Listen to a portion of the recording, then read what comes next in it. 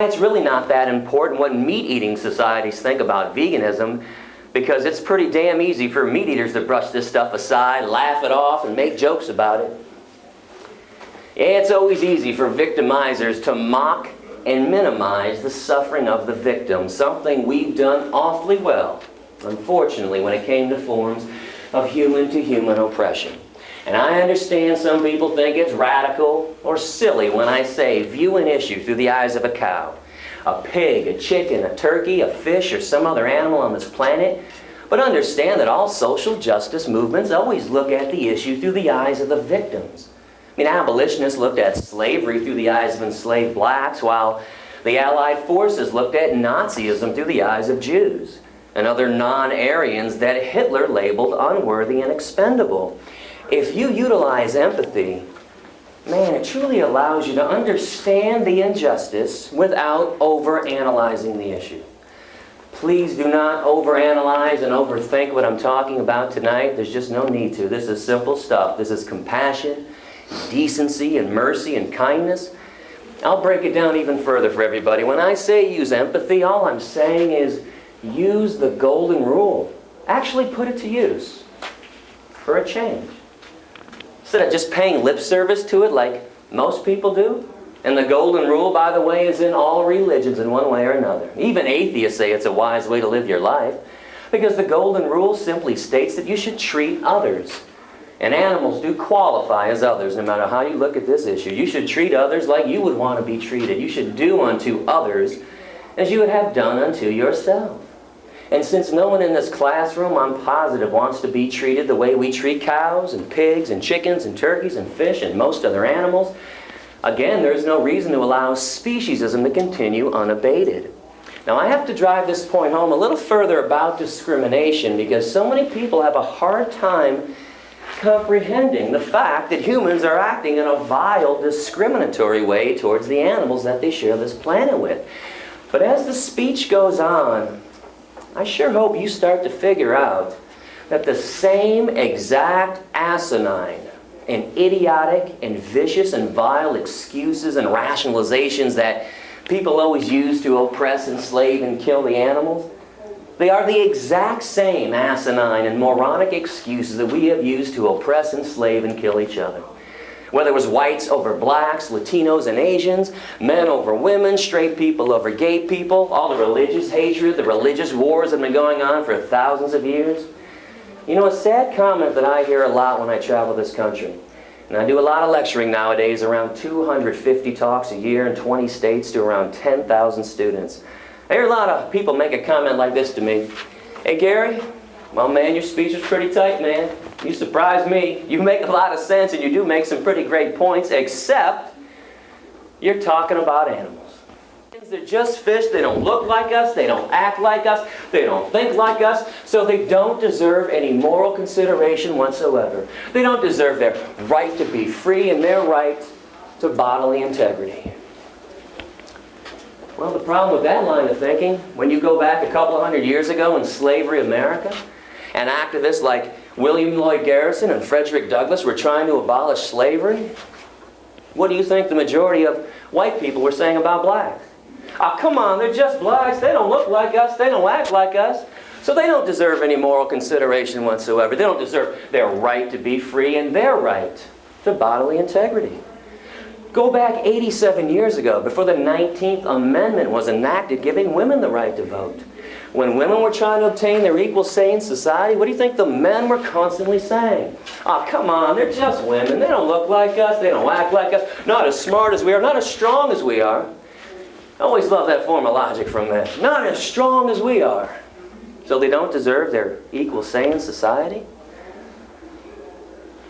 The moment we start playing this asinine fill-in-the-blank game. Fill-in-the-blank game goes like this. They're just blacks, they're just women, they're just homosexuals, oh, they're just immigrants, they're just Mexicans, they're just Iraqis, they're just animals, they're just cows, and they're just fish. It is an asinine, stupid, and invalid excuse to harm somebody else. To commit acts of cruelty and injustice against someone else. Peaceful, compassionate ways of being unjust do not exist. And that's because violence is violence. Cruelty is cruelty, discrimination is discrimination, and premeditated murder is premeditated murder, even if the victims only walk on all fours and have fur and feathers and horns and beaks or gills. I hope you didn't really believe that happy cows come from California, and animals sing and dance on the way to the slaughterhouse and wind up at the grocery store all magically wrapped in plastic. It is amazing the things that we do to animals on a daily basis. And we have the audacity to think that we are civilized.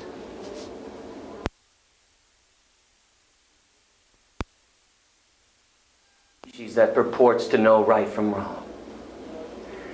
And the animals have not done one single thing to us to deserve the wrath and the cruelty that we hurl on them. Not a single justification, not one, for what we do to these innocent beings.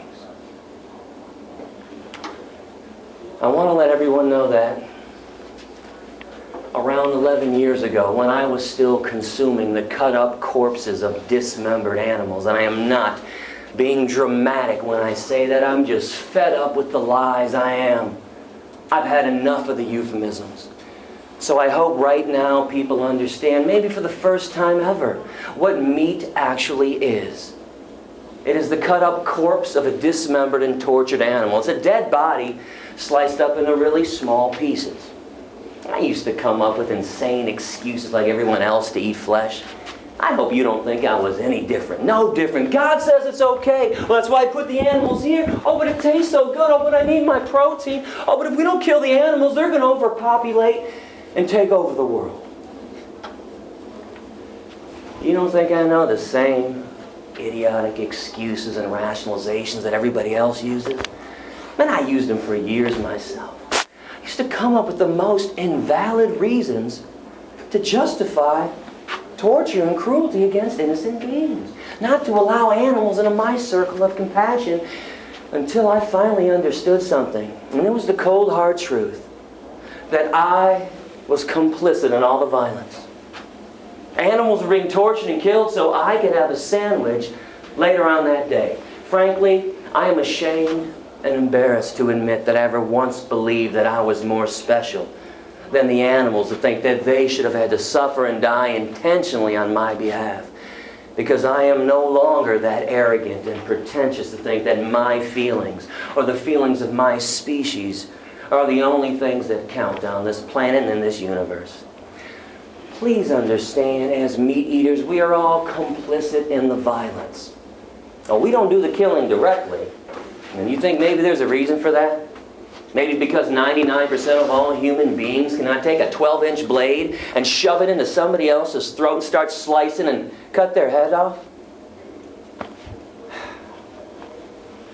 But we sure pay other people to do the dirty work for us. Capitalism. We live in a capitalist society, supply and demand. Corporations like Tyson and ConAgra, Smithfield and Purdue, companies like McDonald's and Burger King and Wendy's and KFC, they would not be producing a flesh product if there were no market for that flesh product.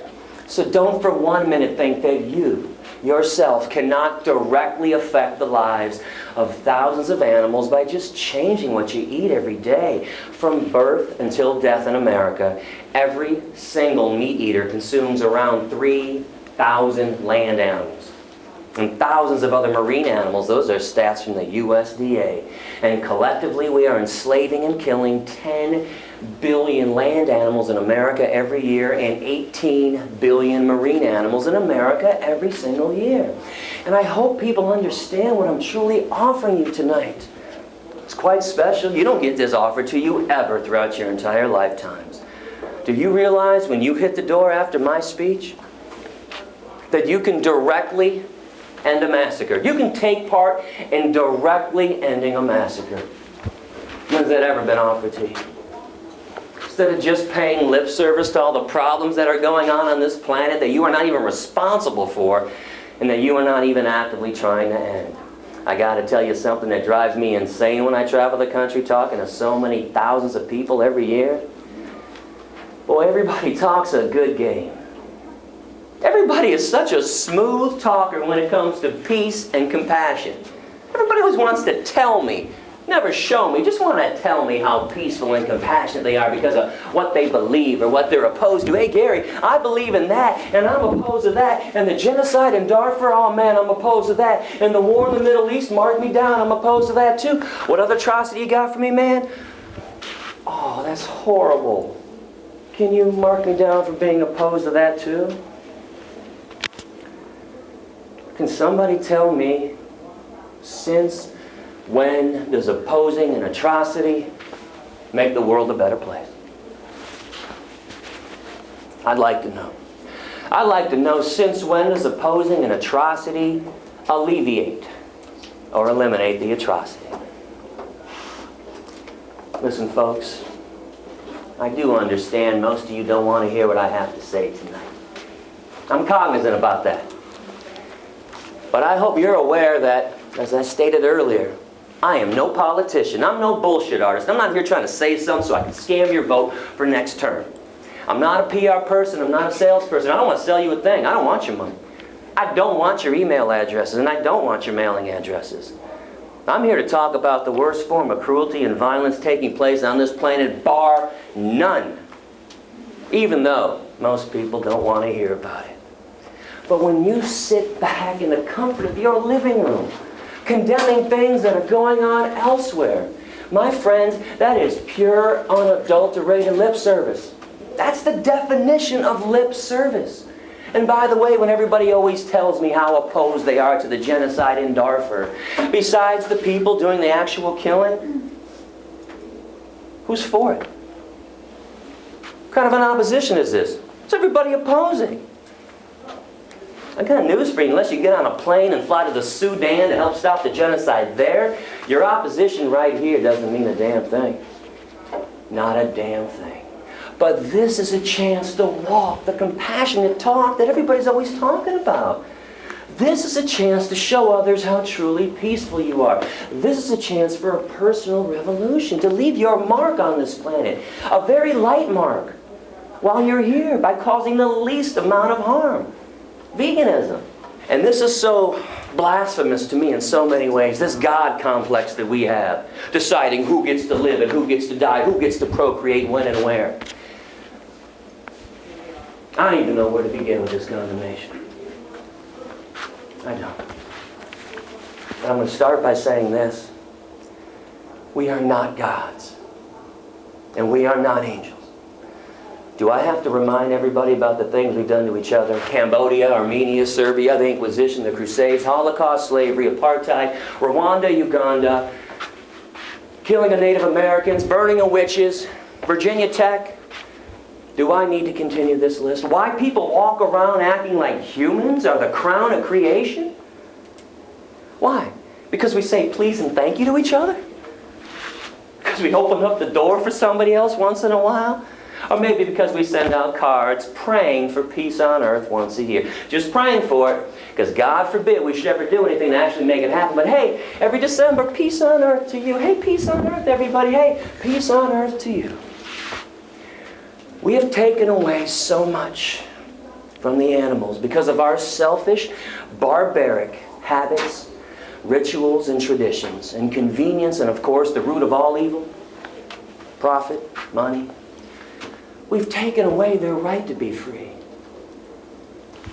I do not exclude myself from the condemnations that you are hearing.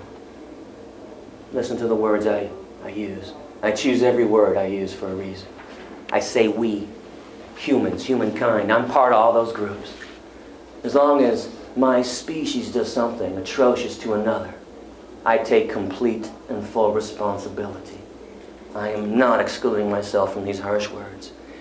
And you hear me saying these things because I am tired of people walking around with rose-colored glasses on thinking that everything's wonderful.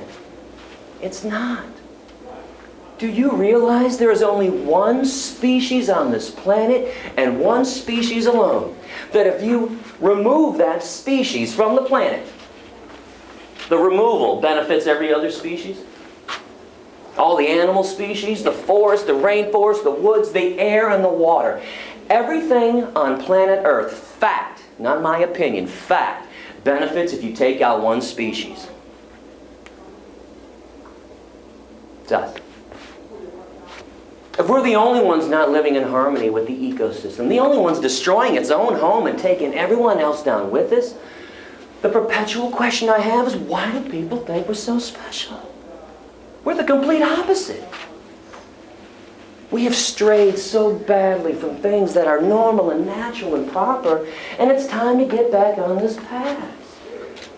Call me naive, idealistic, foolishly idealistic, but I do have faith in humans. Sometimes I don't know why, but I do, because I know deep down inside most people are good people. But that compassion, that goodness has been beaten down in us. It's dormant. And I'm just trying to awaken everybody from this soporific, mindless, robotic state. Do this, do that, eat here, eat there, pray here, and nobody thinks for themselves anymore. Everybody does what they're told, like good little automatons. There are two groups of people on this planet. The haves and the have-nots. The wealthy and the destitute. And I'm talking destitute. Not American destitute. Even our destitute people in America have cable TV and cell phones and running water. I'm talking third world destitute. When you look around this planet, what's killing destitute, impoverished people? Two things. Besides war, two things. Lack of clean water, dirty water. Lack of food, starvation. Starvation and dirty water. When did you ever hear of 10,000 Ethiopians dying from cancer?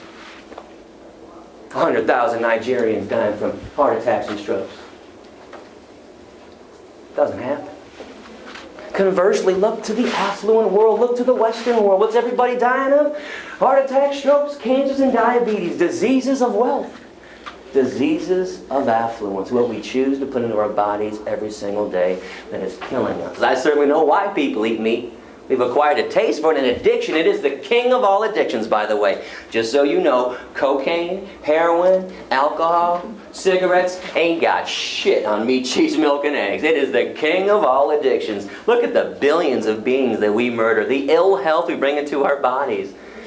The planet we're destroying, it is the king of all addictions. Now, I know we don't eat meat to be ethical. That's obvious. We don't eat meat to stay healthy. That's also obvious. And we certainly don't eat meat to alleviate world hunger.